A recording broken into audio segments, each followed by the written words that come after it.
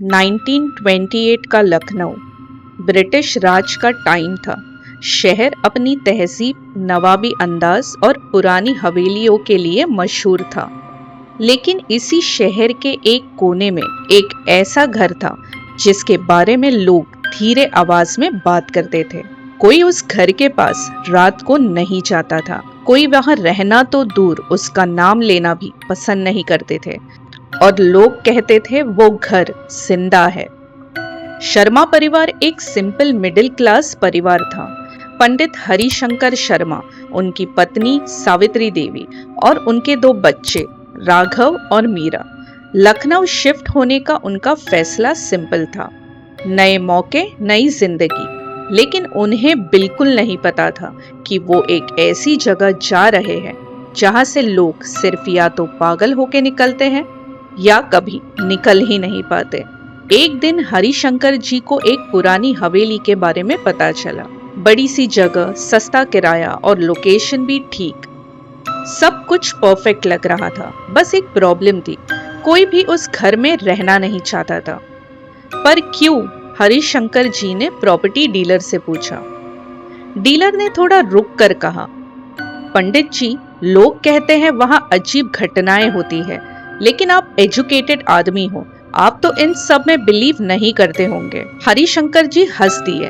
भूत प्रेत कुछ नहीं होता, सब मन का डर है, और बस वही उनकी सबसे बड़ी गलती थी। जब शर्मा परिवार पहली बार उस हवेली के सामने खड़ा था, हवा अचानक ठंडी हो गई। आसपास के पेड़ बिल्कुल शांत थे, जैसे वक्त रुक गया हो। और वो घर, काली दीवारें, टूटे हुए झरोके और दरवाजा जो आधा खुला था, जैसे किसी का इंतजार कर रहा हो। मीरा ने धीरे से पूछा, पापा, ये घर इतना डरावना क्यों लग रहा है? हरिशंकर जी मुस्कुराए।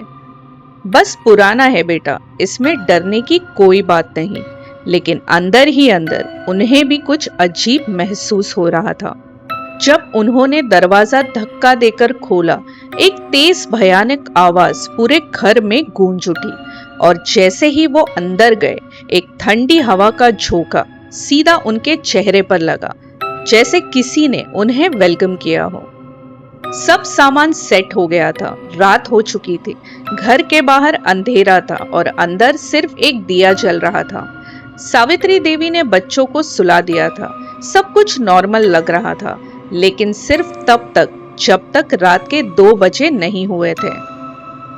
हरिशंकर जी की आंख खुली। दरवाजे पर कोई नॉक कर रहा था।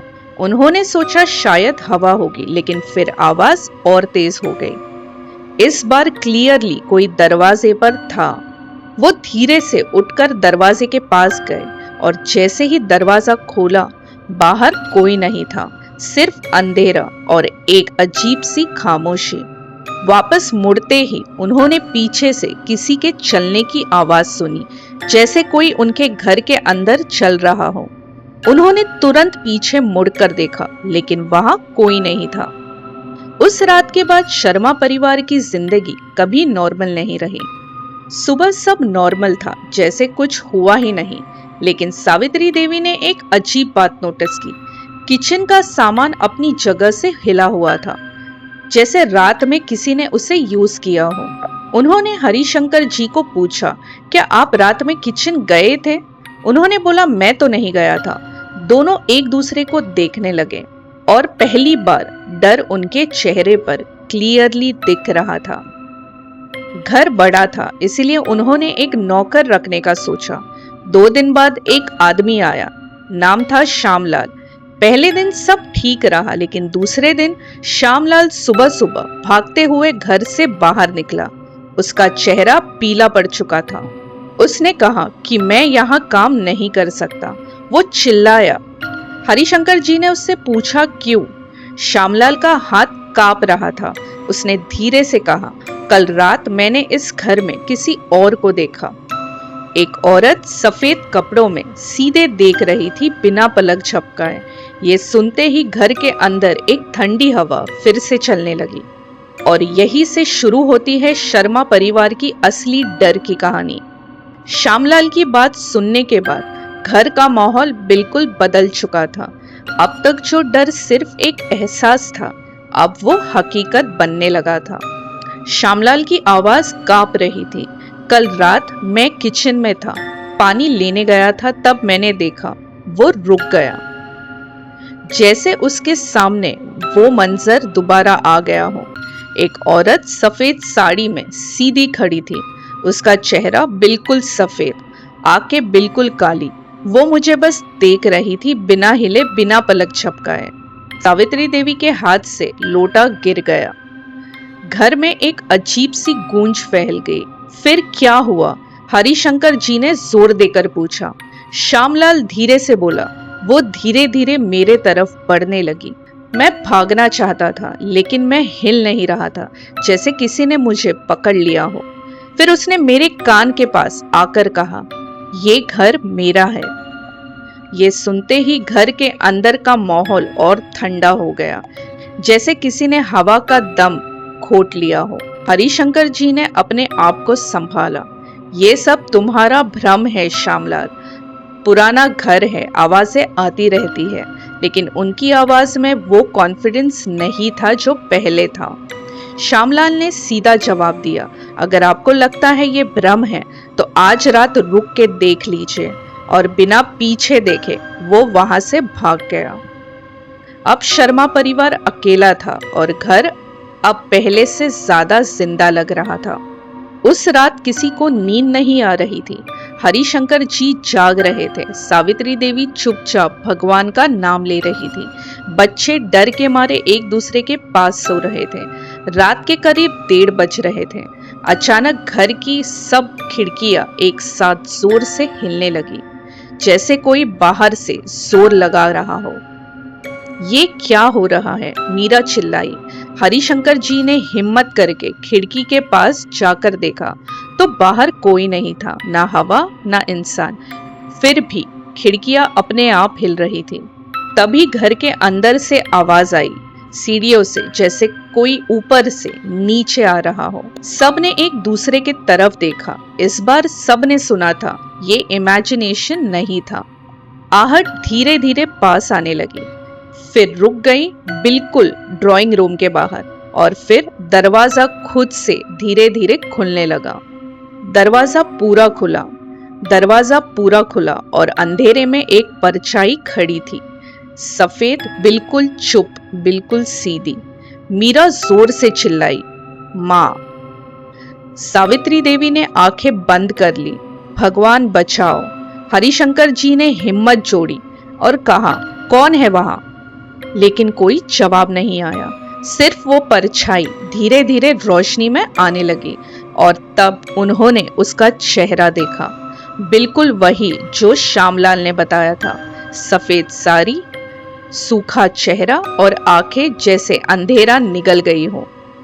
वो औरत सीधा हरिशंकर जी को देख रही थी, फिर धीरे से अपनी उंगली उठाकर घर के अंदर की तरफ इशारा किया, जैसे कह रही हो, ये मेरा है। और फिर एक ही पल में वो गायब हो गई। अगली सुबह कोई भी नॉर्मल नहीं था।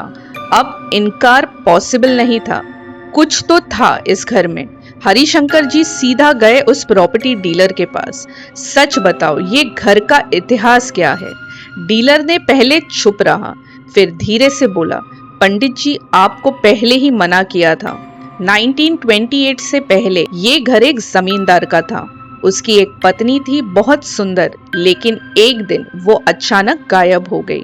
लोग कहते हैं उसकी हत्या इसी घर में हुई थी, और उस दिन के बाद उस घर में कभी शांति नहीं रही। लेकिन असली बात अभी बाकी है, डीलर ने धीरे से कहा। जिसने उस औरत को मारा था वो कभी पकड़ा नहीं गया। लोग कहते हैं उसकी आत्मा अभी भी इंसाफ ढूंढ रही है, और जिस घर में उसका खून हुआ था वो कभी किसी और का हो ही नहीं सकता।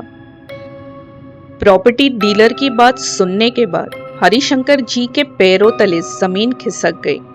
अब तक जो कुछ हो रहा था वो सिर्फ डर नहीं, बल्कि किसी पुरानी कहानी का हिस्सा था।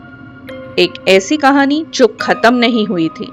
जब शर्मा परिवार वापस हवेली आया तो घर पहले से अलग लग रहा था, जैसे वो उन्हें देख रहा हो। जैसे उसे पता हो कि अब सच उनके करीब आ चुका है। सावित्री देवी ने तुरंत कहा, हम यहाँ और नहीं रह सकते, हमें ये घर छोड़ना होगा। हरिशंकर जी भी मन ही मन में डर चुके थे। उन्होंने कहा कि सुबह निकल जाएंगे, लेकिन घर छोड़ना इतना आसान नहीं था। उस रात हरिशंकर जी ने डिसाइड किया कि वो घर का हर कोना चेक करेंगे। सच जानना जरूरी है। वो एक पुराने कमरे के पास पहुंचे जो पहले कभी खोला नहीं गया था। दरवाजा पुराना था और उस पर ताला लगा हुआ था। ये कमरा किसी ने बंद किया है, उन्होंने खुद से पूछा। जैसे ही उन्होंने ताला तोड़ने की कोशिश की, पीछे से आवाज आई, मत खोलो। हरिशंकर जी जम गए। वो आवाज बिल्कुल धीमी थी लेकिन साफ थी। उन्होंने धीरे से पीछे मुड़कर देखा तो कोई नहीं था। फिर भी उन्होंने दरवाजा तोड़ दिया। दरवाजा खुला और एक तेज बदबू उनके मुंह पर आई, जैसे कुछ सालों से सड़ रहा हो। कमरे के अंदर अंधेरा था। सिर्फ एक छोटी सी रोशनी में उन्हें जमीन पर कुछ नजर आया। वो धीरे धीरे पास गए और जैसे ही झुक कर देखा, उनकी सांसें रुक गई। जमीन पर एक पुराना आधा सड़ा हुआ स्केलेटन पड़ा था और उसके पास एक चांदी का पायल। जब सावित्री देवी ने वो पायल देखा तो उनका चेहरा सफेद पड़ गया। उन्होंने कहा कि ये तो बिल्कुल मेरे जैसा है। वो अपने पैर की तरफ देखने लगी तो उन्होंने भी वैसी ही पायल पहनी हुई थी। एक अजीब सा कनेक्शन, एक अजीब सी सिमिलैरिटी, जैसे ये सब एक कोइंसिडेंस नहीं था। उस रात सावित्री देवी को नींद नहीं आई। जैसे ही वो आंख बंद करती, उन्हें वही औरत दिखाई देती, सफेद साड़ी में रोती हुई और धीरे से कह रही है, मुझे इंसाफ चाहिए। सावित्री देवी ने आंख खोल ली। उनका दिल जोर जोर से धड़क रहा था। ये सिर्फ डर नहीं था। उन्होंने धीरे से कहा, ये किसी की पुकार है। अगली सुबह हरिशंकर जी ने स्केलेटन को ध्यान से देखा। उसके गले में एक छोटा सा लॉकेट था। जब उन्होंने लॉकेट खोला तो उसके अंदर एक फोटो थी और उस फोटो को देखते ही सावित्री देवी बेहोश हो गई, क्योंकि उस फोटो में जो औरत थी वो बिल्कुल सावित्री देवी जैसी लग रही थी। सेम चेहरा, सेम आंखें, सेम मुस्कान, जैसे वो औरत और सावित्री देवी एक ही हो। अब सब कुछ और ज्यादा कंफ्यूजिंग हो गया था। क्या सावित्री देवी का इस घर से कोई पुराना कनेक्शन था? क्या वो सिर्फ एक कोइंसिडेंस था या फिर ये एक अधूरी कहानी का कंटिन्यूएशन था? तभी घर में एक और अजीब चीज होने लगी। राघव, जो अब तक नॉर्मल था, अचानक बदलने लगा। वो अकेले बैठकर किसी से बात करता, रात को उठ के सीढ़ियों पर खड़ा रहता और कभी कभी बिना वजह मुस्कुराते रहता। राघव, तुम ठीक हो? सावित्री देवी ने पूछा। राघव ने धीरे से उनकी तरफ देखा और अजीब सी आवाज में बोला, वो वापस आ गई है। उसकी आंखें बिल्कुल अलग लग रही थी, जैसे वो राघव ना हो। कौन वापस आ गया है? हरिशंकर जी ने चिल्लाया। राघव धीरे से हंसा। जिसे तुमने यहाँ छुपाया था। ये सुनते ही हरिशंकर जी का खून जम गया। मैंने क्या किया? वो घबरा गए। राघव ने सीधा उनकी आंखों में देखकर कहा, सच याद करो। राघव के जो आंखों में नजर आ रहा था वो एक बच्चे की मासूमियत नहीं थी, वो कुछ और था, कुछ पुराना, कुछ भयानक। हरिशंकर जी का दिमाग घूम रहा था। मैं कुछ नहीं जानता, उन्होंने घबरा कर कहा। राघव धीरे से उनके पास आया। उसकी चाल बिल्कुल नॉर्मल नहीं थी, जैसे कोई और उसके शरीर को कंट्रोल कर रहा हो। झूठ, उसने धीमी लेकिन भयानक आवाज में कहा। सावित्री देवी ने तुरंत राघव को पकड़ा। ये मेरा बेटा है, इसे कुछ मत करो भगवान।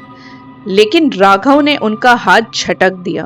तुम्हें तो सब याद आएगा।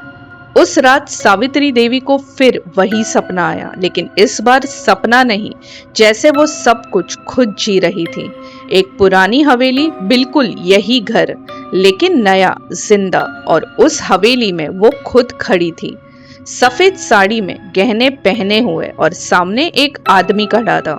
उस आदमी का चेहरा धीरे धीरे साफ हुआ। वो हरिशंकर जी जैसा लग रहा था। सपने में वो आदमी गुस्से में चिल्ला रहा था, तुमने मेरी बेइज्जती की है। और वो औरत जो सावित्री देवी थी या कोई और, रो रही थी और कह रही थी, मैं निर्दोष हूं, मैंने कुछ नहीं किया। लेकिन आदमी ने नहीं सुना। उसने जोर से उस औरत को धक्का दिया और वो सीढ़ियों से गिर गई। उसका सर जमीन से टकरा गया और खून बहने लगा। वो मर नहीं रही थी, अभी भी जिंदा थी, मदद के लिए हाथ बढ़ा रही थी, लेकिन उस आदमी ने उसे उठाया और घसीट कर ले गया उसी कमरे में जहां स्केलेटन मिला था, और फिर उसने दरवाजा बंद कर दिया, जिंदा उस औरत को अंदर बंद कर दिया। सावित्री देवी ने सपने में देखा वो औरत चिल्ला रही थी, दरवाजे पर हाथ मार रही थी, मुझे बाहर निकालो। लेकिन कोई नहीं आया। दिन बीत गए, रात बीत गई, आवाज धीरे धीरे कम होती गई और फिर सब कुछ चुप हो गया। सावित्री देवी झटके से उठ गई, उनकी सांसें तेज थी, आंखों में आंसू थे। ये सच है, उन्होंने कांपते हुए कहा। हरिशंकर जी उनके पास आए और पूछा, क्या हुआ? सावित्री देवी ने उनकी आंखों में देखा और धीरे से कहा, तुमने उसे मारा था। ये सुनते ही हरिशंकर जी पीछे हट गए। पागल हो गई हो तुम? मैं कैसे? वो तुम ही थे, सावित्री देवी चिल्लाई। 1982 में तुम ही थे। घर के अंदर एक जोर की हवा चली, दिया बुझ गया और अंधेरा छा गया। अंधेरे में वो औरत फिर से नजर आई, इस बार और ज्यादा साफ और ज्यादा गुस्से में। वो सीधा सावित्री देवी के सामने आई और धीरे से बोला, मुझे याद कर लिया ना? सावित्री देवी का शरीर कांप रहा था। मैं तुम हूं? उन्होंने पूछा। वो औरत मुस्कुराई, तुम मेरा अधूरा हिस्सा हो। लेकिन सबसे डेंजरस बात अभी बाकी है।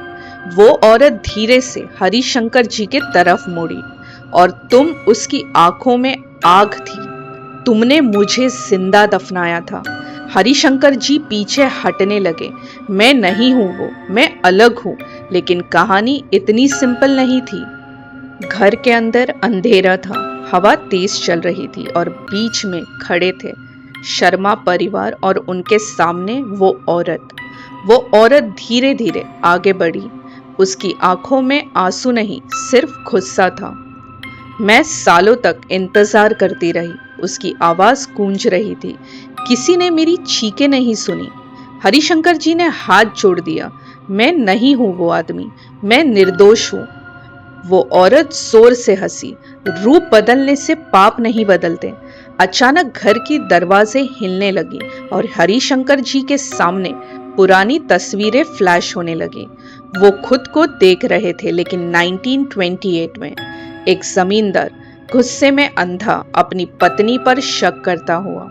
और फिर वही सीन, धक्का, गिरना, खून और जिंदा दफना देना। नहीं, हरिशंकर जी चीख पड़े। उनकी आंखों में आंसू आ गए। ये मैंने किया था। वो औरत धीरे से बोली, हर पाप का हिसाब होता है। तुम भूल गए थे, लेकिन मैं नहीं भूली। सावित्री देवी बीच में आई। नहीं, ये सब गलत है। अगर मैं तुम हूं तो मैं बदला नहीं लूंगी। वो औरत रुक गई।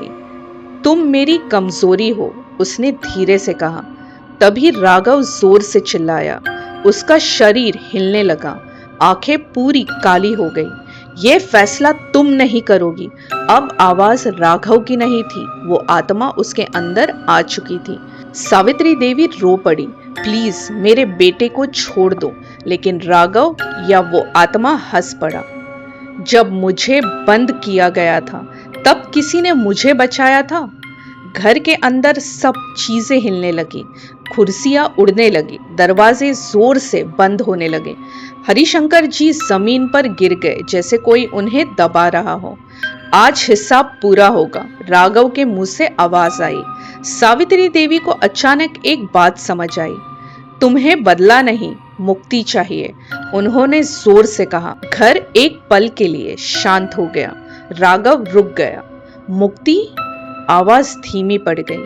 सावित्री देवी ने कहा, तुम्हें जिंदा दफनाया गया था, तुम्हारी अंतिम क्रिया नहीं हुई, इसलिए तुम यही फंसी हुई हो। मैं तुम हूँ और मैं तुम्हें आजाद करूंगी। वो औरत धीरे धीरे सामने आई। उसकी आंखों में पहली बार शांति दिख रही थी। अगर तुम सच में मुझे आजाद कर सकती हो तो करो। लेकिन पहले उसने हरिश्चंद्र जी की तरफ देखा। उसे अपना पाप स्वीकार करना होगा। हरिशंकर जी रो रहे थे। मैं मानता हूँ मैंने उस जन्म में पाप किया। मैं क्षमा चाहता हूँ। घर के अंदर एक अजीब रोशनी फैलने लगी, जैसे कुछ बदलने वाला हो। बीच में खड़े थे हरिशंकर जी, जिन्होंने अपना पाप स्वीकार कर लिया था। सावित्री देवी, जो 2 जन्मों के बीच खड़ी थी, और राघव, जिसके अंदर अभी भी वो आत्मा थी। वो औरत धीरे धीरे आगे बढ़ी। इस बार उसके चेहरे पर सिर्फ गुस्सा नहीं था, दर्द था, सालों का दर्द। तुमने मुझे दर्द दिया, उसने हरिशंकर जी से कहा। मुझे जिंदा दफना दिया। हरिशंकर जी जमीन पर गिर गए।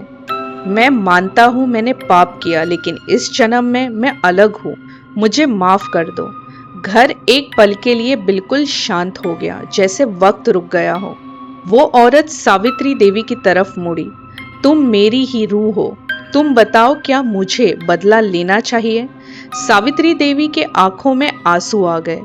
बदला लेने से तुम्हें शांति नहीं मिलेगी, उन्होंने धीरे से कहा। सिर्फ मुक्ति मिलेगी जब तुम छोड़ दोगी। तब राघव जोर से चिल्लाया।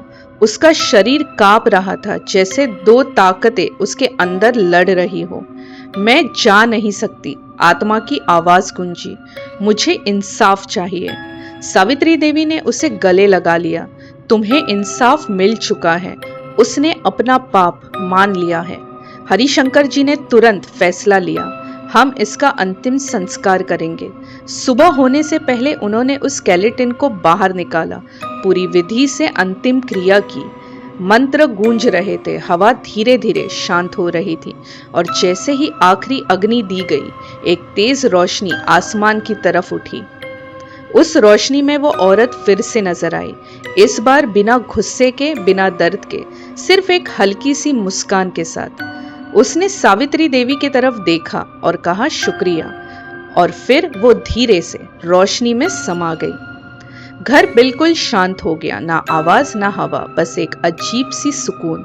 राघव बेहोश हो गया, लेकिन कुछ देर बाद उठ गया, बिल्कुल नॉर्मल। उसने पूछा, पापा क्या हुआ था? हरिश्चंद्र जी ने उसे गले लगा लिया और कहा, सब ठीक हो गया बेटा। कुछ दिन बाद शर्मा परिवार ने वो घर छोड़ दिया, लेकिन इस बार डर के लिए नहीं, बल्कि एक कहानी के खत्म होने के बाद। वो घर अब खाली था, लेकिन पहली बार श्रापित नहीं था। महीनों बाद एक नया परिवार उस घर को देखने आया। प्रॉपर्टी डीलर मुस्कुराकर बोला, अब ये घर बिल्कुल सेफ है। जैसे ही वो लोग अंदर गए, सब नॉर्मल था, लेकिन एक छोटी सी लड़की रुक गई। उसने सीढ़ियों की तरफ देखा और धीरे से बोला, मम्मी, यहाँ कोई और भी रहता है क्या? सब लोग हंस पड़े, लेकिन कैमरा धीरे धीरे ऊपर जाता है और सीढ़ियों के कोने में एक हल्की सी परछाई फिर से हिलती है।